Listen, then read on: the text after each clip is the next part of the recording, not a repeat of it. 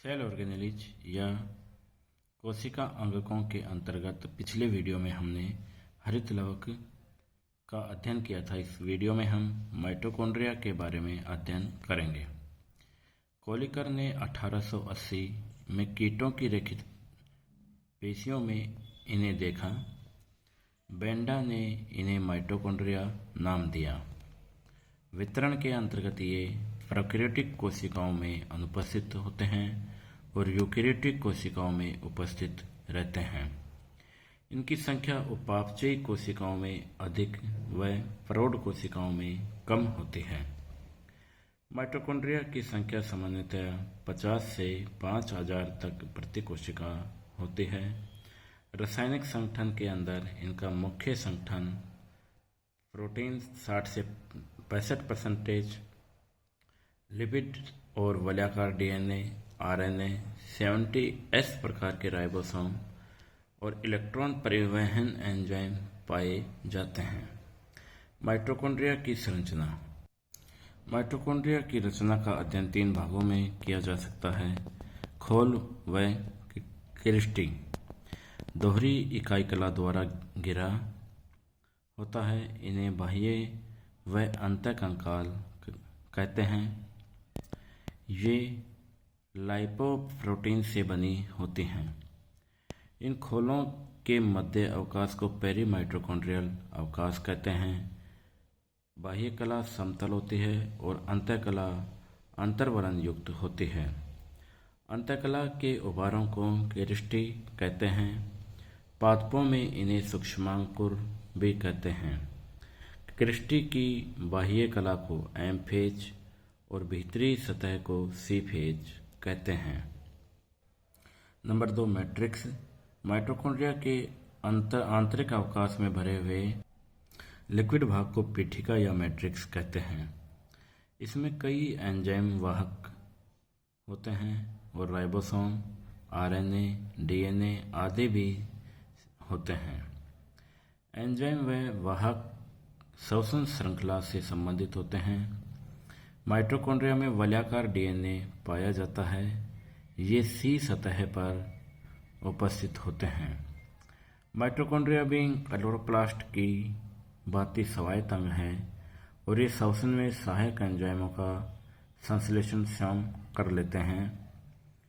Mitochondria की संरचना के अंदर इसके चित्र को दर्शाया गया है, जिसमें बाहरी सतह और आंतरिक सतह को दिखाया गया है। आंतरिक सतह अंतर्वलन युक्त होती हैं और इनके सी फेज पर डीएनए उपस्थित होते हैं।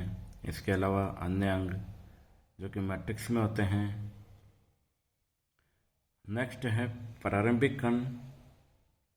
अंतःकला की सी सतह पर सैवरंत कण लगे रहते हैं। इन्हें ऑक्सीसोम या F1 कण कहा जाता है। प्रारंभिक कण 3 भागों का बना होता है: आधार, वृंत और सिर। ऑक्सीसोम श्वसन श्रृंखला में एटीपी संश्लेषण के लिए उत्तरदायी होते हैं। एटीपी का जो संश्लेषण होता है श्वसन की क्रिया के दौरान, उसके लिए वो क्रिया ऑक्सीसोम के द्वारा ही संपन्न होती है।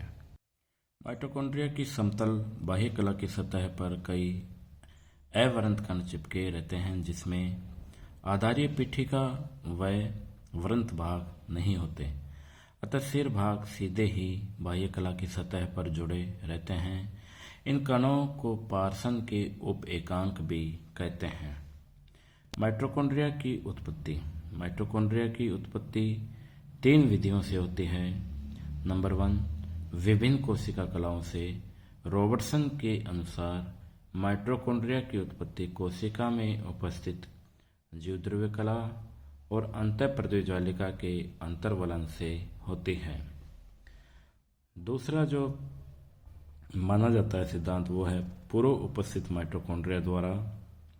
लक व रिच के वैज्ञानिकों के अनुसार नवीन माइटोकॉन्ड्रिया की उत्पत्ति पूर्व उपस्थित माइटोकॉन्ड्रिया से होती है। नंबर 3, माइटोकॉन्ड्रिया का डिनोवो निर्माण। हॉर्वे व अन्य शोधकर्ताओं के अनुसार माइटोकॉन्ड्रिया रहित कोशिका के केंद्रक विभाजन उपरांत निर्मित संतति कोशिकाओं में उपस्थित कोशिका द्रव्य पुटिकाओं में मुकुलन बढ़ोतरी व कोष्ठीकरण से माइटोकॉन्ड्रिया उत्पन्न होती है। उत्पत्ति के सिद्धांत के बाद हम माइटोकॉन्ड्रिया के कार्यों के बारे में अध्ययन करेंगे। माइटोकॉन्ड्रिया को कोशिका का शक्तिगृह कहते हैं।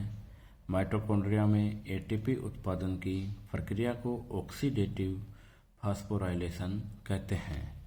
माइटोकॉन्ड्रिया के निम्न कार्य हैं। नंबर 1, कोशिकीय श्वसन।